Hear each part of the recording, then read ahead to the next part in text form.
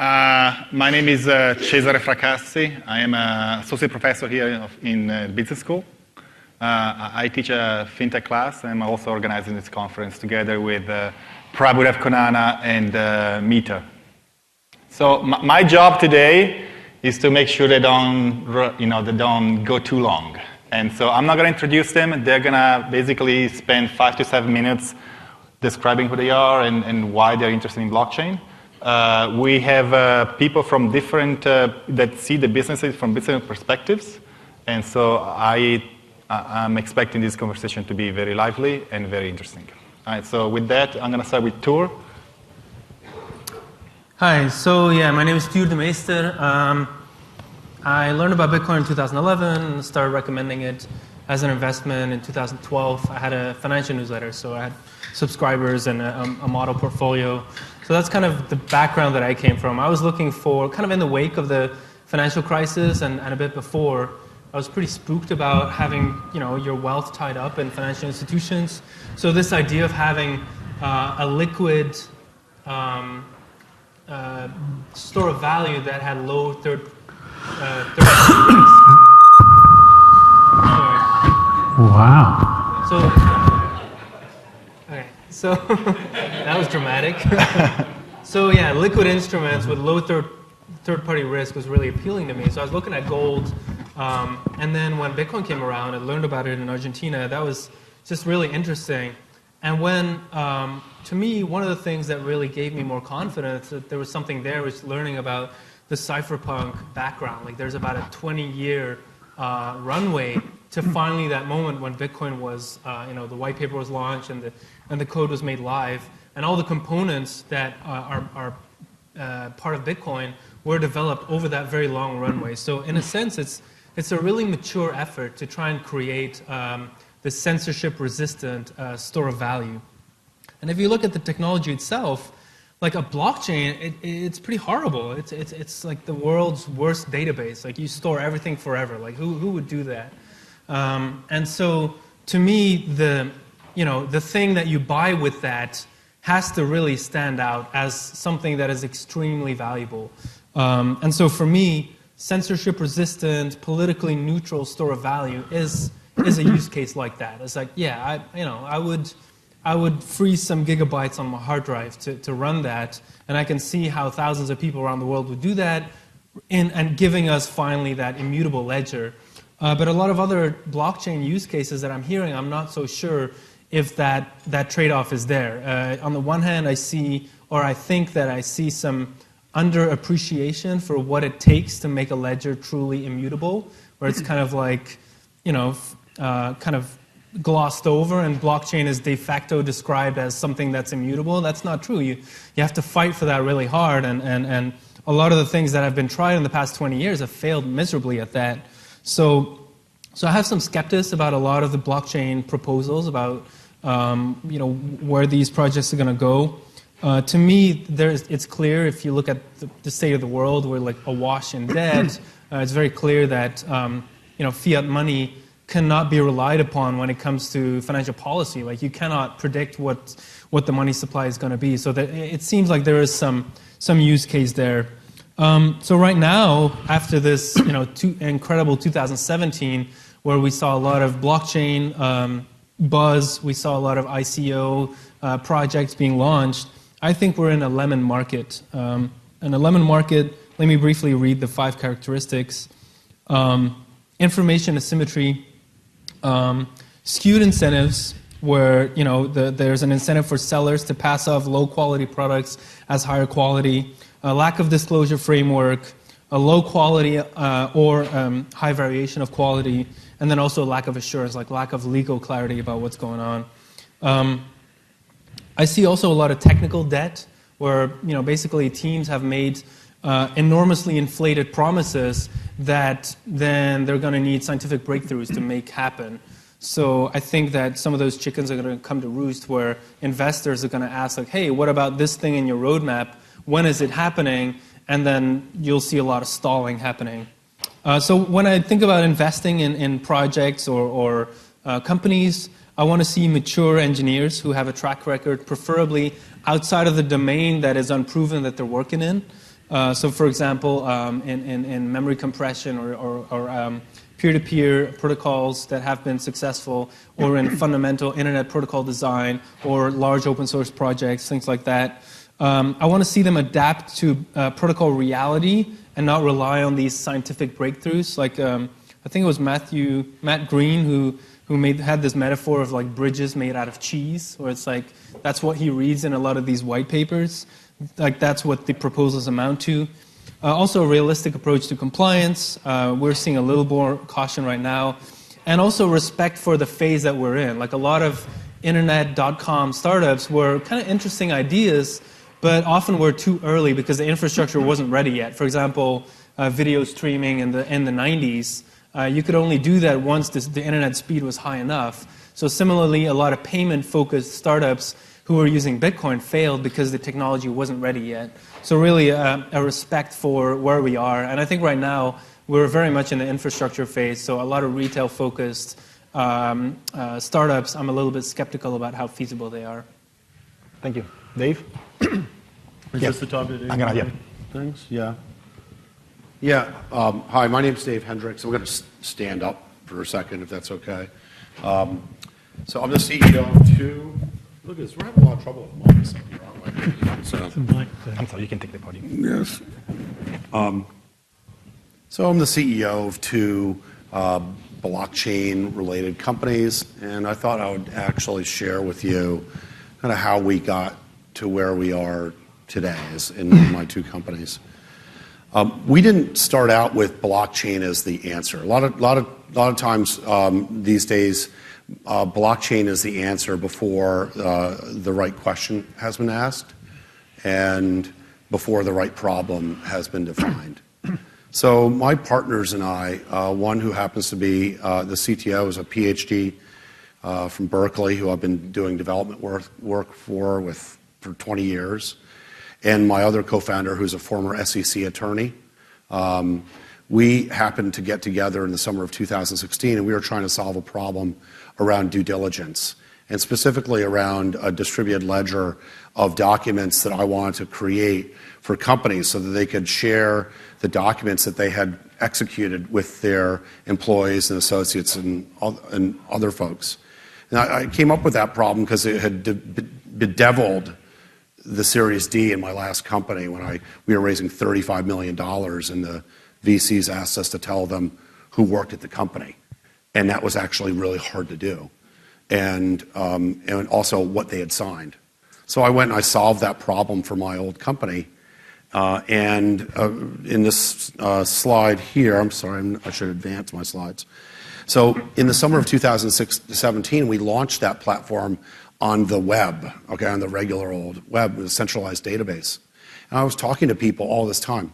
Oh, by the way, I bought my first Bitcoins in 2015, and I lost them. Okay. So I didn't hodl, I lost all them. It's kind of stupid. I was moving. So we started working on this, and we met a lot of people because we were taking our ideas out and we were running them past a bunch of folks. And they said, hey, look, have you thought about putting this onto the blockchain? And we always thought about sharing and immutability. And then what we did is we said, wow, this is great, but the blockchain can't handle all these documents. It's too much stuff. So we skinnied down in the summer. We started writing a white paper around this idea that I came up with called a stint. And a stint is it's a distributed ledger of experience and academic achievement, which is agreed upon by two parties. And then once those two parties agree in that smart contract, they put it onto the blockchain, and then you can share it, find it, search for it, et cetera, own it. But it's not in a centralized database like LinkedIn. But then when we started thinking about releasing the platform, we learned that if we tokenize this and we create a platform around it, that we would create what's called tail risk, meaning that we would be issuing an unregulated security. So starting in October, we worked with our lawyers, and we got this firm called Deloitte, you might have heard of them, to help us with structuring. And we actually took the IP out of the company, SeriesX, and we moved it down to a company called Vertalo and put it in the Cayman Islands. We put it in the Cayman Islands not only because it's a lovely place to visit almost all year round, but they actually have a very similar legal system to the United States and great and lots of smart people. So we moved it down there, and then we started. We realized at that point that we couldn't use what's called a SAFT to raise money. SAFT is referred to as a simple agreement for future tokens. I refer to it as a sure agreement for future trouble. Because it's caused a lot of trouble for a lot of people. So we started working on developing a security token framework so that we could raise money safely for our investors and for people who want to actually use the token after that. So we started building the tokens and the technology because we were actually product first. And then over the last 3 months, we wrote the smart contracts, built the security tokens, built the governance into the token. By the way, not with T0 or Polymath or anybody like that. I have my own tech team. They're extremely experienced. I have my own lawyers. They're very smart. Bigly, okay? And we just released the tokens in a risk-minimized, non-risk way to our investors, our founding team, and our advisors. But of course, we programmed a lockup into the tokens, and so I got to hear on April 13th, Friday the 13th. Thank you. With 2 companies, one which started out as the IP holder and now is a structure as a service company. So we help people structure security tokens and help them work with law firms to do this. And then Vertalo, which is a reputation network based on attestation between 2 parties about a agreed upon achievement or experience, which is on the Ethereum blockchain.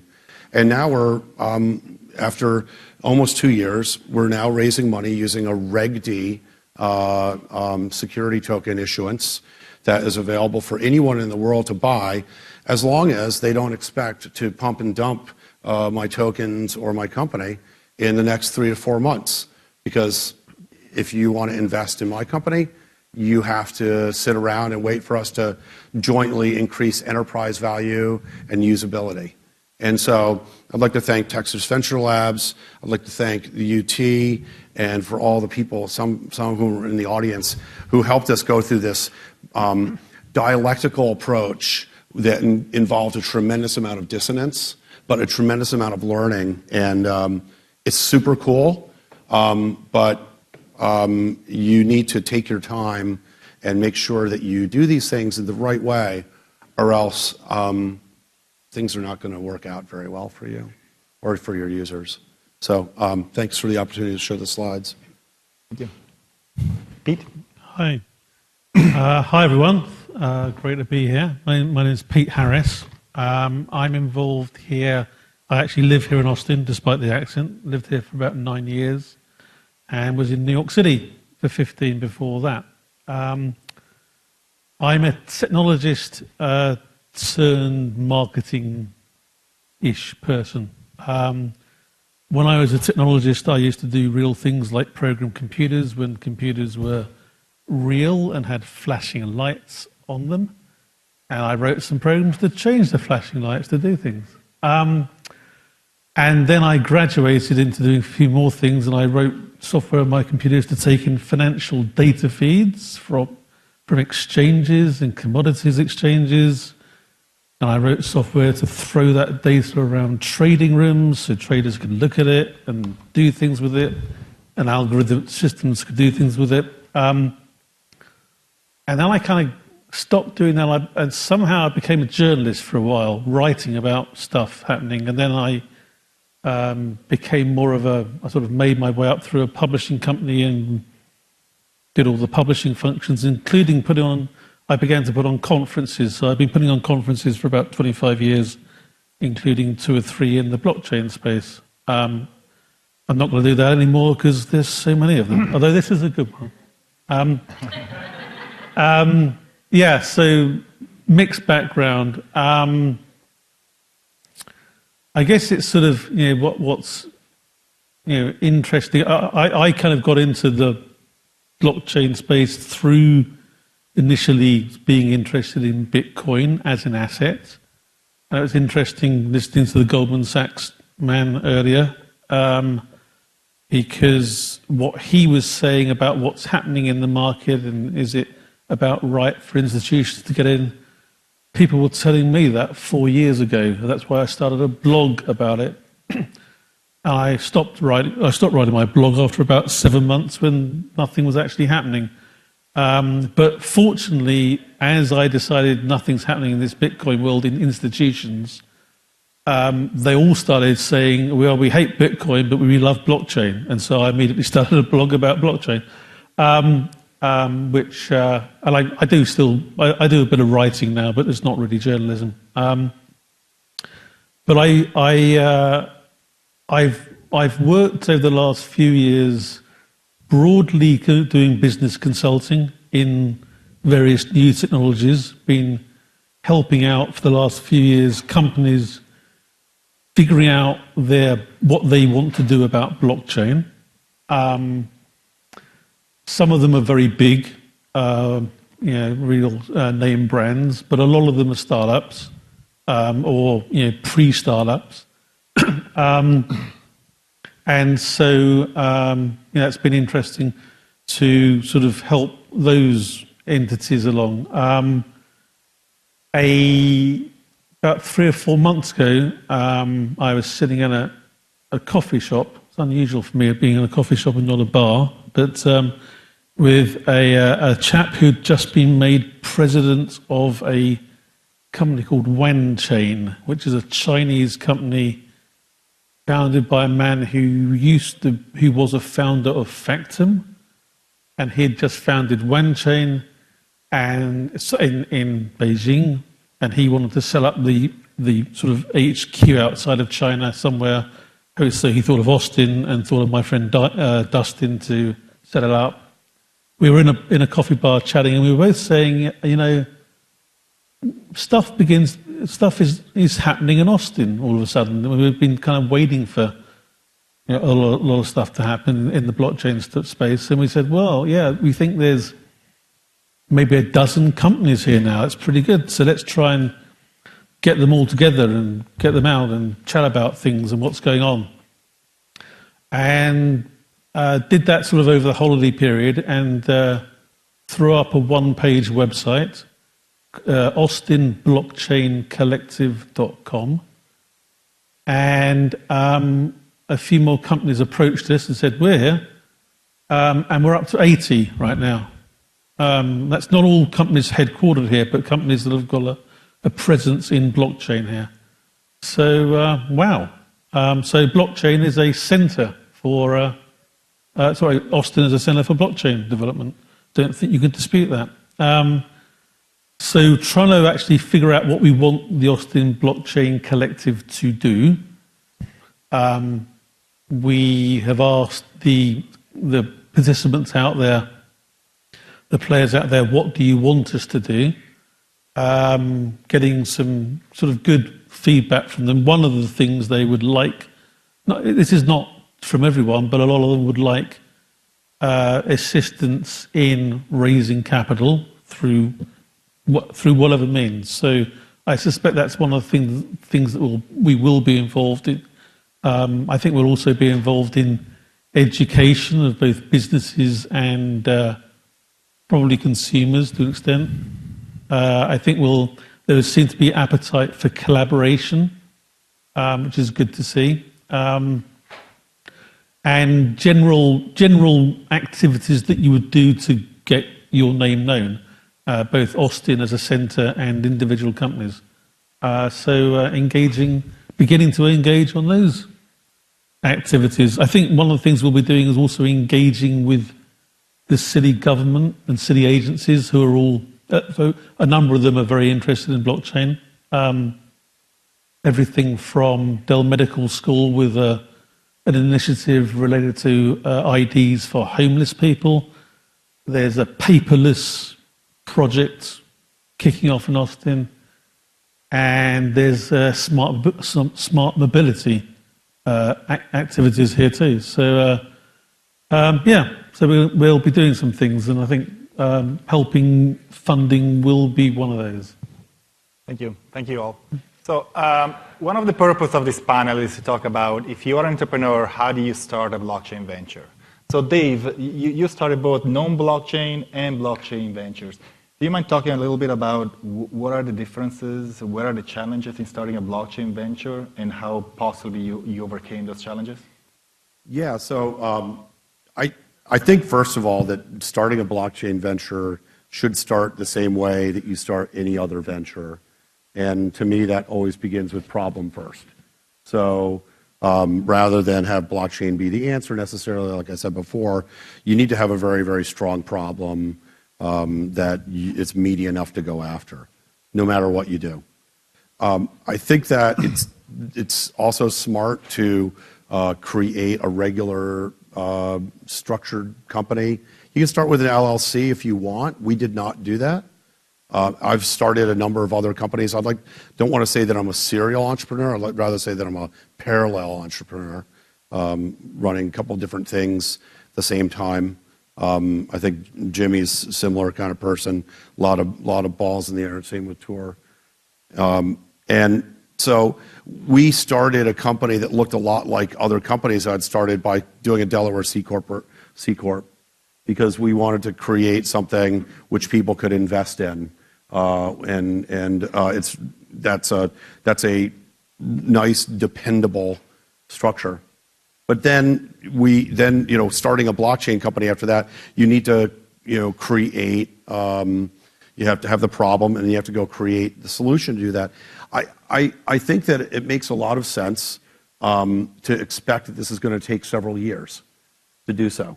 And so we went and we worked on product for a long time, and thanks to the Capital Factory, that we incubated and accelerated at, we entered into a community that allowed us to seek and obtain a tremendous amount of dissonance. Being part of the Awesome Blockchain Collective, Capital Factory, TVL, these other things, it's very, very important to go out and every day get your ideas beaten up. If any company that tries to go into a closet and come up with something and then release it out into the world is making a mistake. So I think that if I had just one suggestion is, start a company where your liability is limited and you have a cap table and everyone understands what their relationship to everybody else is and there's no questions for investors. And the next thing is, don't sit around your office building stuff for too long without taking it out on the road and having people tell you what's wrong with it. Because if it wasn't for people telling us what was wrong with what we did, we would have never gotten anything right. So, is it hard to hire and retain talents? So we created a platform to help do reference checks ahead of interviews, okay? Because doing references after you've interviewed and fallen in love with somebody is not probably the right order. So having been a recruiter, I've found that it's very, very difficult to tell whether someone has actually written a smart contract or they know Angular or React or they understand databases or finance by looking at their resume. And so there's clearly a limited number of people who are truly experienced, and the more protocols there are, the more the experience is fractionalized. So it's super hard finding people. I have traditional software engineers in my CTO. They all learned Solidity, elements of Ethereum and blockchain that they needed to learn after we started the project. And we are now just starting to hire people who are like legacy blockchain people. They're just so hard to find. So you train them in-house? Yeah. Okay. Thank you. So Tuur, I would like to talk to you about your perspective as an investor. So Pete and Dave are more like the entrepreneurs. So how do you see, which company do you want to go after? And in your opening, you said, I need to see strong engineers with certain qualities. And usually when I teach my students about which company you should invest in, I usually say, well, if you're looking and shopping for a car, and you're looking for the best car, which car should you buy? And the answer is a Ferrari, okay? because it's amazing, it's nice, but obviously there is a problem there. The problem is that it's very expensive. So how do you trade off this idea that you're looking for quality, but obviously everybody else is looking for quality? And so the question is, well, you need to trade off quality versus value. Yeah, and quality is also subjective. Like, for example, I think I'm driving the best car, but it's just the one that's the safest in the collision tests, right? I mean, it depends on what what you want to look at. I mean, personally, I think that what's happening is like we're in the midst of protocol wars. Like 2017 to me was the year of the fork wars, where really protocols were trying to challenge Bitcoin and be like, hey, we can build a better Bitcoin. This is flawed. We can do this different. And then at the same time, there's smart contracts platform that say, hey, we don't need store of value first, and then all these layers. We can just build in smart contract capability on layer one. To me, it's kind of similar. I mean, obviously not entirely, but there's some similarities with the search engine wars of the 90s, where at some point there were 20 search engines, and they were all bad. But some of them were good for some cases, and some were good for other cases. And then you had the portal websites, which were curated by individuals, by people, which was Yahoo's big thing. And that's how they were able to grow so fast, is they threw a lot of manpower at it. So I think both for investors and entrepreneurs, it's absolutely critical to try and take a high-level view and decide, and take a lot of time to think about that. Like, what platform do I think is viable long-term? Because if I put all my effort into helping Yahoo build out more portal websites, there's an end to that, right? It was eventually Google who went out. And it's the same. Also, like, just think about the assumptions in the market right now. I feel like one of the implicit assumptions is this heterogeneity that is the case right now, with like 1,000 tokens and the value being spread out just so widely, that's going to continue to exist, and everything is going to kind of flourish similarly. Whereas if you look at the .com revolution, it was really Google, Amazon, a few companies that went out bigly, and a lot of others just perished because they didn't, partly I think because they didn't appreciate that in order to manufacture solutions that can be used on a global scale, you need the absolute best engineering. And in Bitcoin, or in the cryptocurrency space, protocols can blow up in a day. If they find a zero-day exploit and you are forced to hard fork, all of a sudden your protocol, who was supposed to be decentralized, is not decentralized anymore. And then all the other protocols that were built on top of your platform have to scramble. So it's almost like, we have like 1,000 startups that are building their own nuclear power plants, and it's great, and it's this new form of energy. And some people are like, well, maybe you kind of don't want to move fast and break things. Maybe you want to think first. So anyway, my general view is that, in particular, Bitcoin is underestimated right now. If you look at people with real pedigree, like people who have created PGP, people who've been mentioned in the Tor white paper, people who've created BitTorrent, like the HTTPS standard, really the people who have built a lot of the infrastructure that we take for granted, most of those people are involved in Bitcoin, right? It's not really the other protocols so much. So I don't want to argue from authority. That's just one of the arguments. But yeah, I do think on a relative basis, Bitcoin and its possibilities, including smart contracts, including very fast payments, including asset issuance, all those things are possible on the Bitcoin platform, and I think that's kind of underappreciated right now. So when you say underappreciated, you probably have in mind, like, I have some features, and then are these features already priced in the $7,000 of a Bitcoin or not? So how do you say, well, is it underappreciated at 7,000 or at 10,000? So how do you map the value of a Bitcoin to like dollars? Well, to me, I value Bitcoin in terms of its moneyness. Like, I want to see Bitcoin, the more liquid it is, the more fungible it is, the more secure it is, the more decentralized it is, that all those things increase its moneyness. Mm-hmm. So that means like the roadmap towards it becoming not only a store of value, but eventually medium of exchange, potentially a metric for valuing things. But I don't want to push you too much. But like, if Bitcoin was like 20,000, would you feel that it was underappreciated? Or 50,000? Like. Yeah, I mean, like back in 2013 when Bitcoin was like $100, it's still out there. I put out this little graph that showed, all right, what if Bitcoin becomes 1% of the above ground gold? Well, that would be $3,000 Bitcoin. And then what if Bitcoin is like, instead of Argentinians using dollar bills, what if they switch to Bitcoin instead? Because there's $50 billion worth of cash circulating in Argentina. I think then it would have been about like $8,000 and so on until you hit things like, well, what if Bitcoin just becomes the new offshore banking currency? And then you're looking at valuations like $500,000 Bitcoin. So still, I still think that is in the cards. We could see $1 million Bitcoin because Bitcoin really is a protocol that converts electricity into financial reliability. That's what mining is.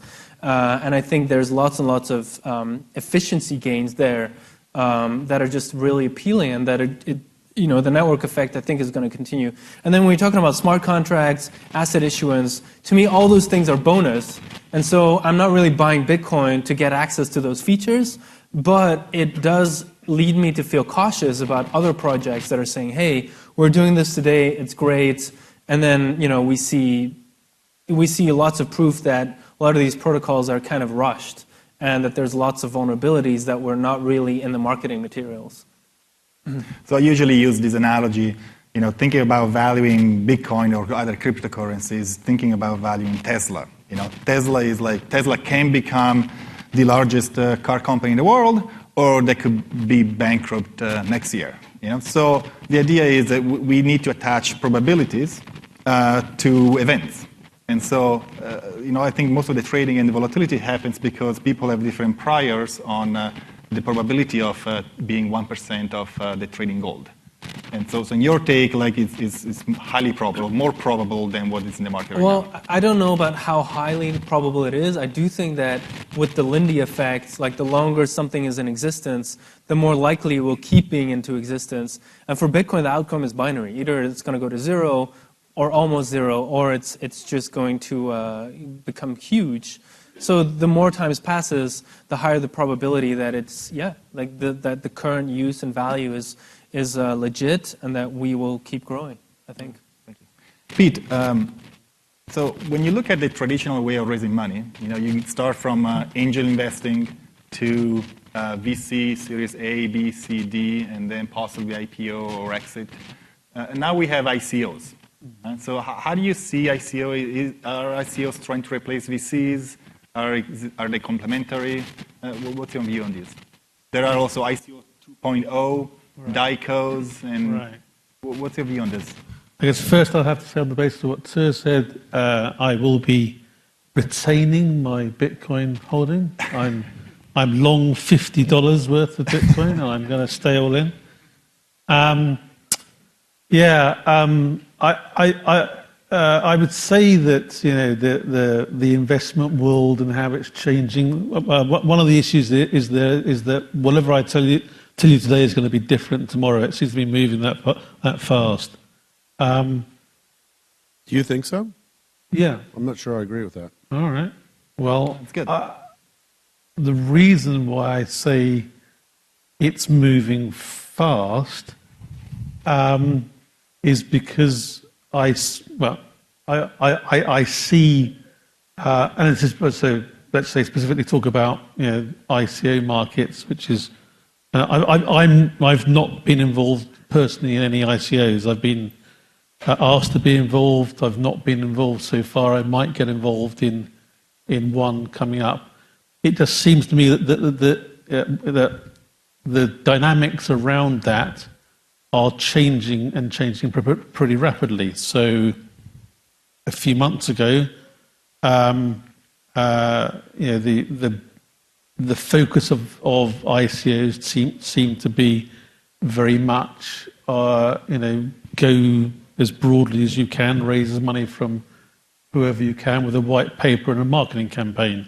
Seems to shift pretty quickly into a bit more of something sort of resembling the private placement market, where you're going after investors that and this is driven in part by regulation, and partly by the threat of regulation, and in part by lawyers saying things like, well, that might be a security, but we can't tell you. It's helpful for lawyers. So it seems to me those tactics are changing. At the same time, we're seeing, especially companies and organisations involved in ICOs, looking at different geographies to raise their funding in, looking at different models to do it, having to adapt to different models. So now I don't think you can now do adverts on social media. I think MailChimp have decided if they see the word ICO in an email, they shut you down. So it just seems to me it's a very changeable feast. And whereas it was in the staid old world of VC, it seems it was whether you liked it or not. And I didn't particularly like it, but you learn over the years to work with it. It seemed to me that was the way it was done. And in the world of ICOs, and I do think ICOs and VC investment can be complementary, it just seems that the world of ICOs just seem to change quite quickly along the way. Thank you. So, Dave, you're issuing two tokens, isn't it? You're issuing an equity token and a utility token. Yes, and they're both security. From the perspective of an investor, if I want to invest in your company, which one should I take? Like, should I take the equity? Like, how is the thought of picking one token versus the other? Well, we understand that certain investors want certain things. There are certain investors who cannot invest in non-equity based assets. Their bylaws, their LPs, et cetera, have invested in them for a certain reason. And there are as many theses for investment as there are people in this room right now, at least. And institutional investors are the so-called big money that's been on the sidelines. Most of those cannot invest in assets that cannot go into a balance sheet or that have no governance.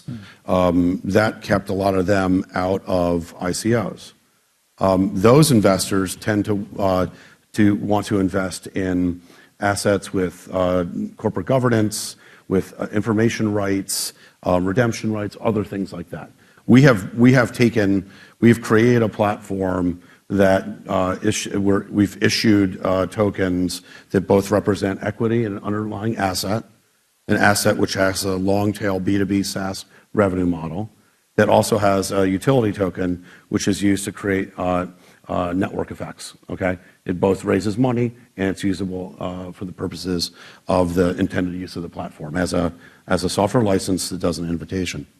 I believe that ICOs are, for the time being, are dead in the United States.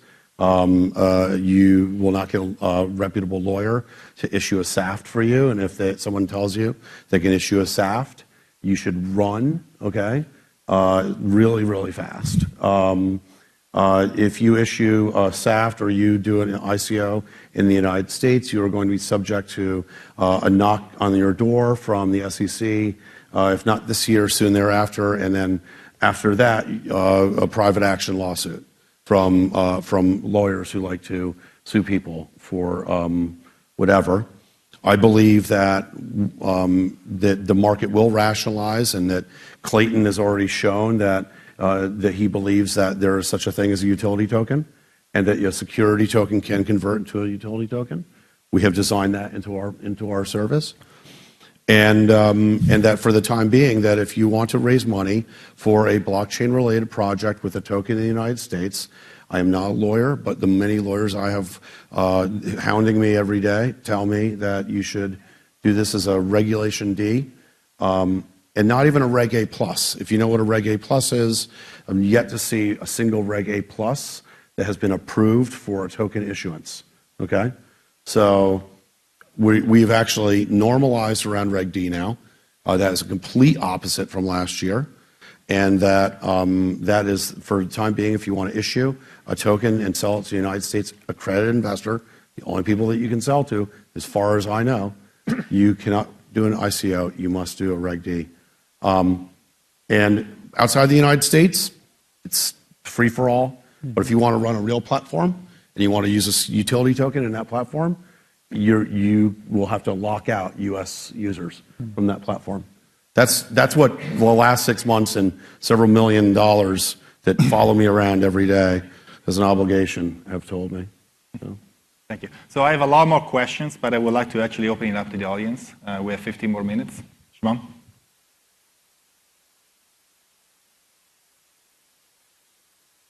Mm-hmm.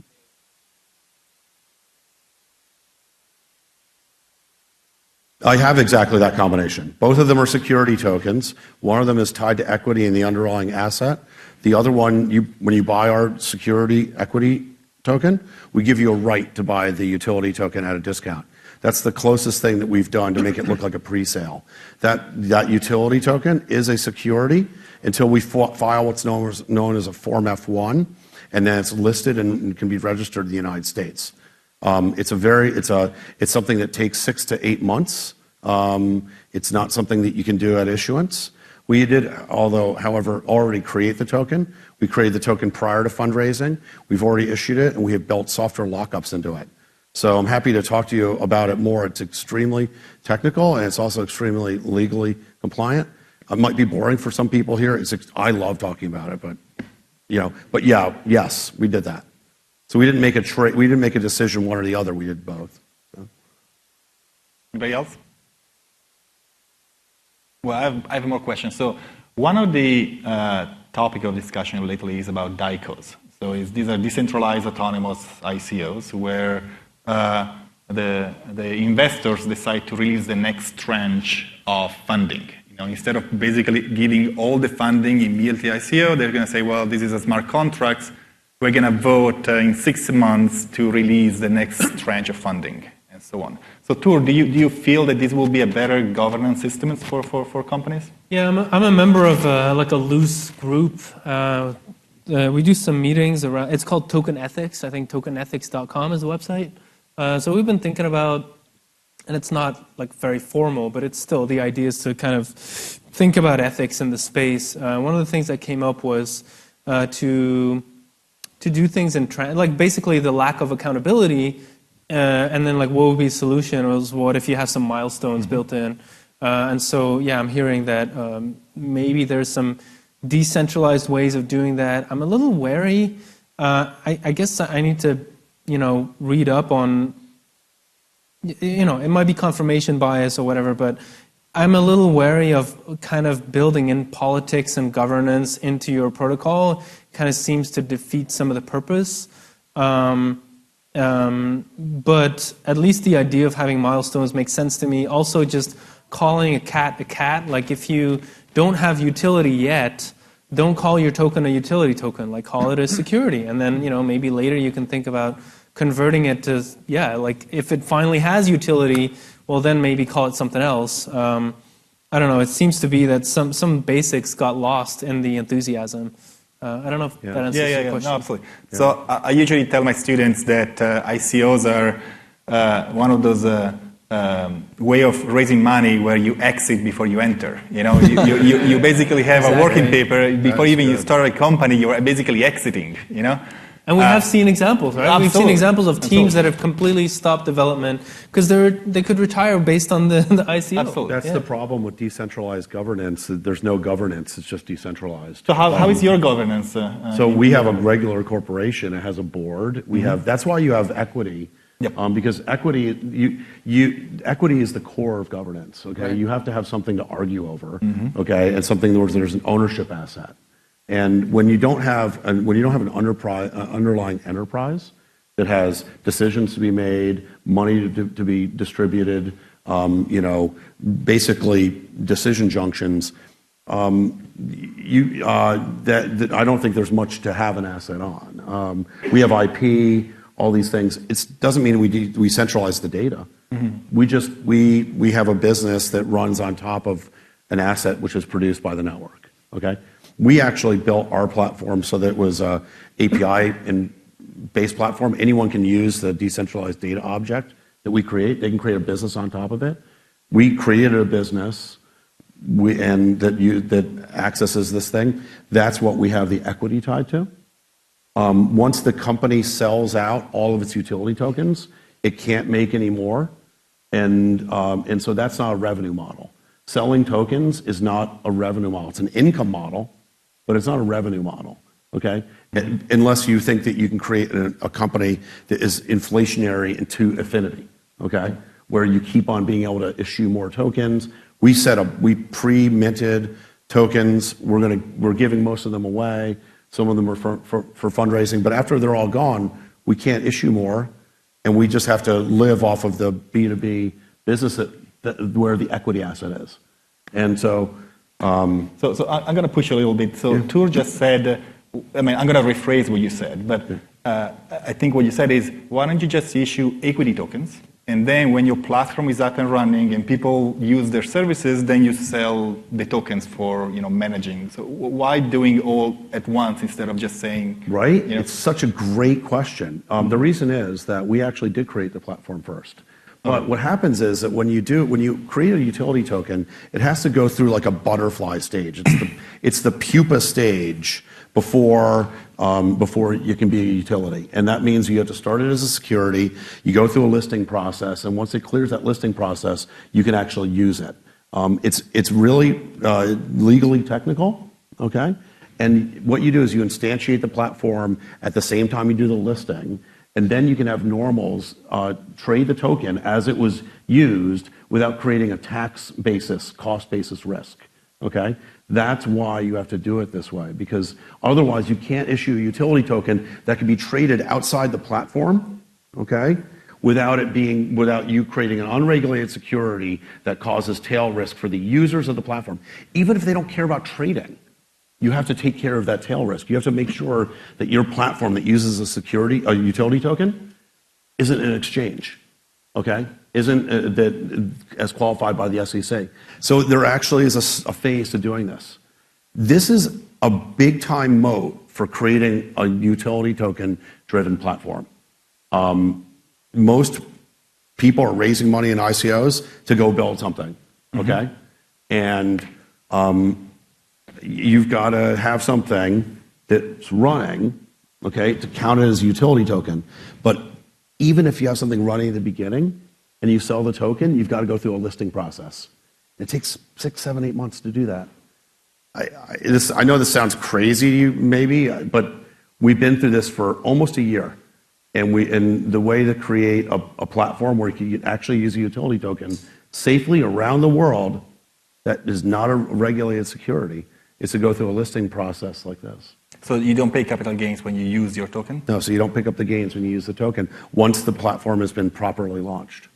And so we're using the funds to make sure that when we run the platform, we already have people signed up to distribute the token, partners, and with millions of people ready to use it.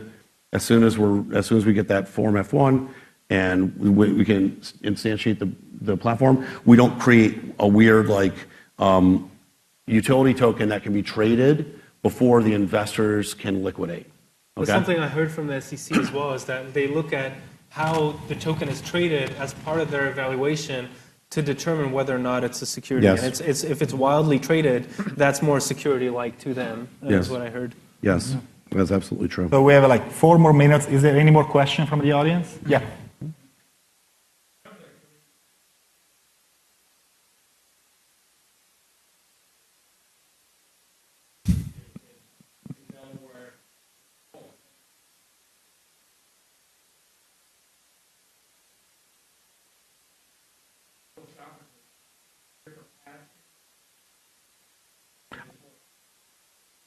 I can comment. Yeah.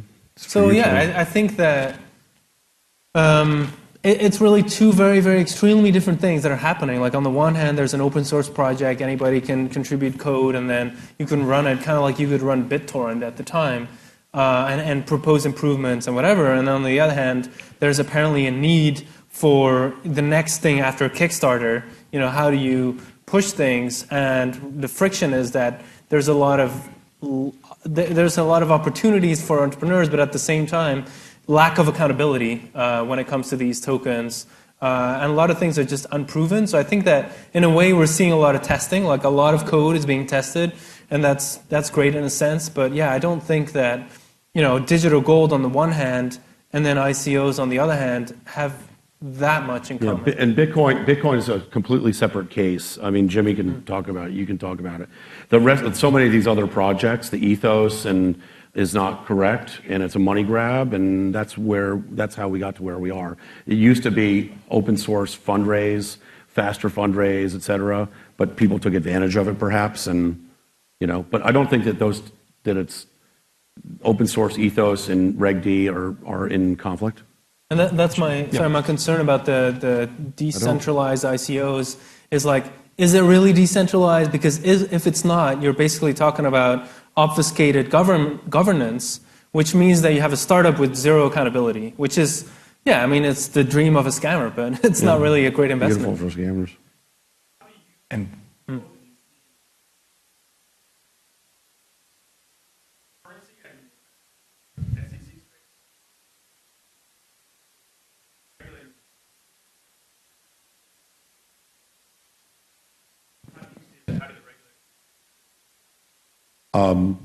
I actually don't think about that very much. I think the categorization that makes most sense to me, kind of from, if I put on my government hat, imagining is a commodity, like Bitcoin is a commodity, like oil was, and so that approach makes sense. But I think long term, as governments, especially governments in countries that have a lot more financial volatility, they will start accepting Bitcoin as for tax purposes, and then they'll hold some in reserve, and then banks will hold some in reserve, and eventually I think it'll be classified as a currency. We're all going to get paid in crypto in the next couple of years. I promise you. If there's only one prediction I would make about this is that we'll have freedom to get paid in different ways, and then that'll answer your question.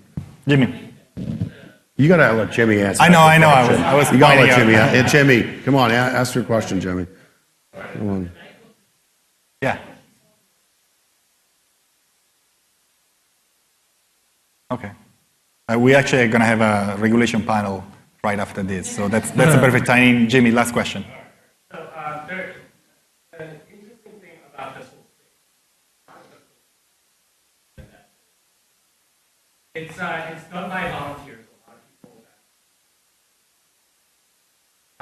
As investors and as how do you tend to get that? Well, so we are not writing a protocol. So I think you get to make a distinction between DApps and protocols. Okay, so if you're writing a protocol, You still incur the risk of or whatever protocols we're on. We built our platform to be to produce a data asset which was available for anyone else to build on. So the data that's produced by our system is out right now on the Ethereum blockchain, and anyone can use that data asset to build applications on top of. And so we democratized the data and gave it to the contract signers. The contract signers own it.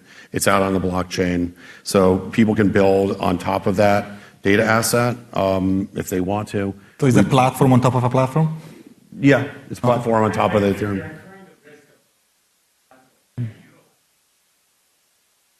That's a great question. I think that there's people are looking at cross-chain data solutions and things like that which have not been developed. But you always take a risk when you choose an operating system, like when you build on like Microsoft Phone or Nokia, or you always make a risk. You always make a risk decision, and it's tough, right? Yeah. Part of the answer is that by encouraging the open source community and hopefully encouraging it to expand, the more developers coming in, and for sure figuring out some ways to reward them for their efforts. I think that's one of the ways you can hedge against that risk, as it were. That's why there are organisations around to try and push that along. But it's a good point.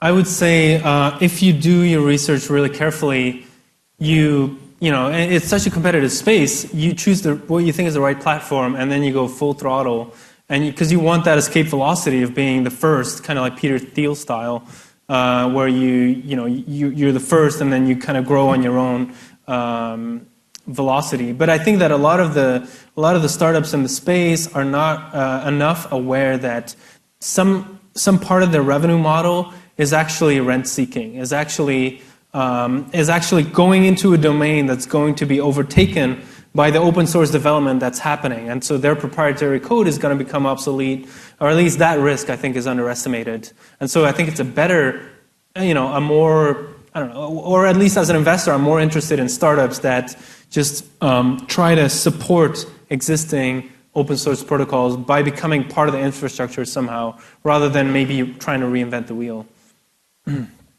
All right, so this is a great, we talked a lot about regulation, so this is a great lead-in to the next panel. Dave is going to answer the question, is Bitcoin a security or not? Thank you. We'll come back in 10 minutes.